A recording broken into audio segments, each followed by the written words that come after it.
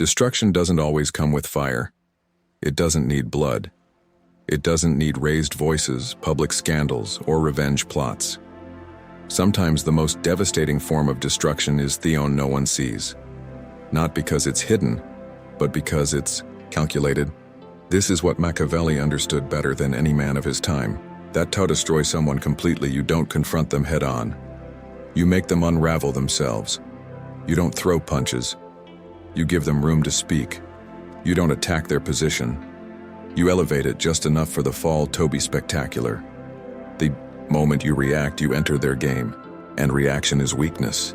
But when you refuse to react, when you remain still while they thrash, mock, provoke, and perform, you starve them not of attention, but of oxygen.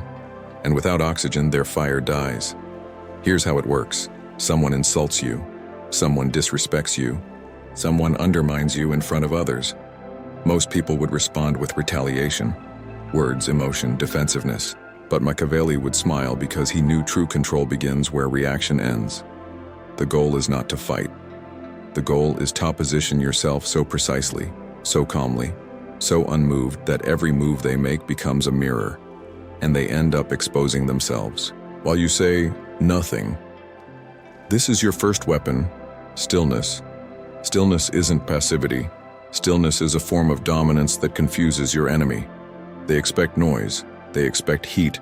They want you to get emotional so they can point and say, see, look, how unstable they are. But when you don't give them that, they start looking unstable themselves. The more they talk, the more desperate they seem. The more they explain, the more guilty they appear. The more they provoke, the more irrelevant their position becomes. Because the moment someone starts trying to convince others of their power, they've already lost it. This is what Machiavelli weaponized perception. He didn't need to out-argue his enemies. He let them argue with themselves in public in confusion, in desperation, until their credibility collapsed. And when the dust settled, he wasn't just standing, he was elevated. Now here's how you take that same strategy and apply it with brutal precision. Let someone insult you in front of others. Don't flinch, don't respond, don't even blink. Instead, pause, then calmly look at them. Not with anger, not with surprise, just observe them. Let the silence stretch a few seconds too long. Let the discomfort build around their words. Then change the subject. Speak to someone else. Continue as if they hadn't spoken at all. You've now reframed the entire room. They expected a battle. You gave them a non-event. And in that moment, you sent the most Machiavellian signal of all. You are not important enough to disturb my peace. The crowd sees this. Even if they don't understand what happened, they feel it. Something shifted. You didn't escalate. You didn't fold. You didn't ask for validation. You owned the silence. And in that silence, they began to shrink. Because here's the secret. Most people don't want to defeat you. They want to control the narrative around you. They want to make you look weak, feel humiliated, appear unbalanced. So you flip the script. You give them nothing to work with. And everything they say begins to echo back in themselves. Let them talk. Let them explain. Let them rant, accuse, point fingers while you move with cold composure. Behind the scenes, you start doing real damage. You withdraw access. You take away information. You stop including them in conversations that matter. You remove your energy, your presence, your approval. No grand announcement, no message sent, just subtraction. And what's left behind is a person spinning with no one to spin with. They'll panic. They'll try harder to provoke. They'll raise the volume, and the louder they get, the more foolish they look because you're not even playing anymore. Machiavelli understood the power of letting the enemy keep speaking, not to respond, but to expose themselves. You don't need to defend.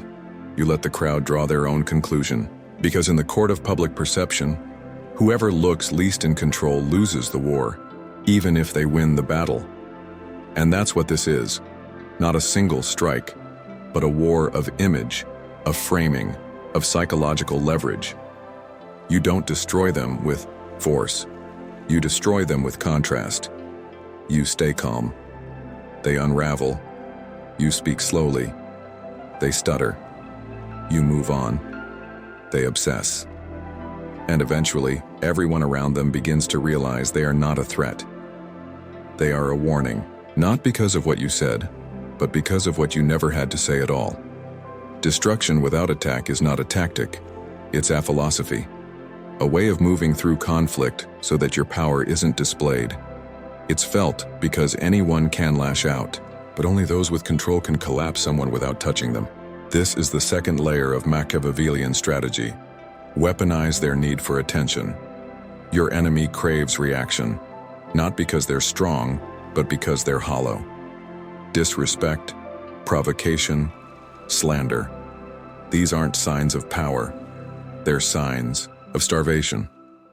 Emotional starvation, social starvation, a desperation to matter at your expense. So when they target you, it's not about you. It's about trying to siphon your energy, your name, your reputation, your spotlight. And here's how you destroy them. Without attack. You let them chase your shadow until they collapse. You say nothing, you do nothing. And you move forward publicly, privately, powerfully. You keep building. You keep creating. You stay focused on your mission, not their noise. And what happens? They look smaller with every attempt. They begin to look obsessed, unstable, insecure. You've shifted the story from you versus them to them chasing you, and nothing looks more powerless than that. This is Machiavelli's brilliance. He understood that attention is leverage. And once you know someone wants it more than you do, you control them. You create silence around them. You stop mentioning their name.